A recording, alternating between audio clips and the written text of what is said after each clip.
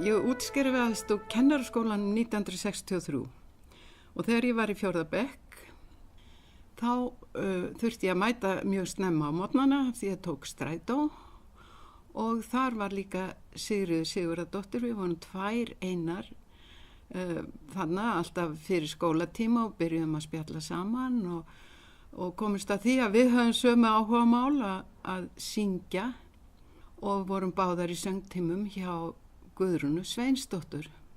Þetta var til þess að við urðum ágætis vinkonur og nokkru seinna þá bað hún mig að fara með sér austur í heimahagana hennar og syngja með sér á Þorrablóti. Og ég gerði þetta og við skemmtum okkur mjög vel og ég held að fólki hafi skemmt sér mjög vel líka. En það var nú ekkert meira úr þeim söng.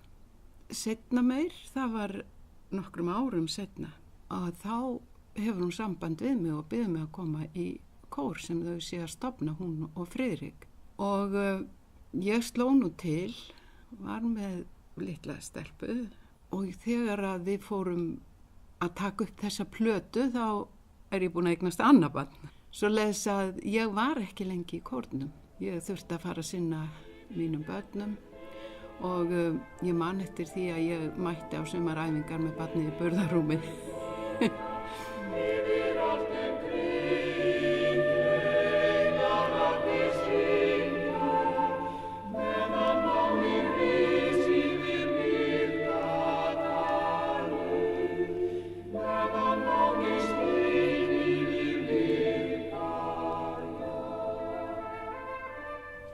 Þau bara ákváðu þetta, að gera jólaplötu. Ég veit ekki til að þetta hafi verið gert áður og kórinn í rauninni, þó að sé kallaði kór, þá var þetta bara 2 kvartett og yfirleitt voru kórar stærri ef þið voru að syngja. Þannig að ég held að það hafi verið mjög framarlega og brautryðjendur í þessu.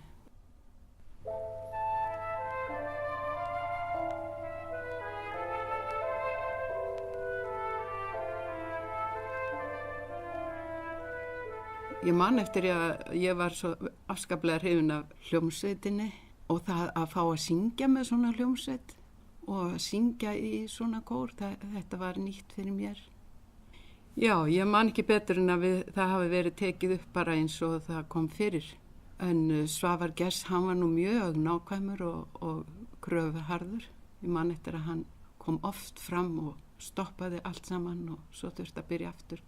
Uppi heiði há, helga stjörnur skíma, uppi heiði há, helga stjörnur skíma, kyrrlátt hjarta ljós, steinar gleði þínar, meðan máninn rís yfir Mýrdalinn,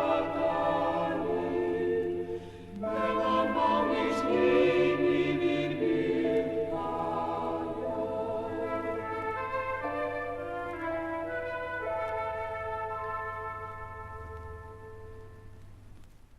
Þegar við fórum að taka upp plötuna þá var ég eiginlega ákveðin í að hætta. En Sigríður, vinkona minn, hún vildi endilega að ég tæki þátt í plötuupptökunni. Þannig að Sigrún Andrésdóttir, kona Sigurðar, hún kom inn í hópinn og var með í helmingnum af söngnum. Við skiptum sér þetta á milli okkar, en þetta var afskaplega skemmtileg. Og þegar við vorum búin með plötuupptökuna þá var haldið partí heima hjá mér.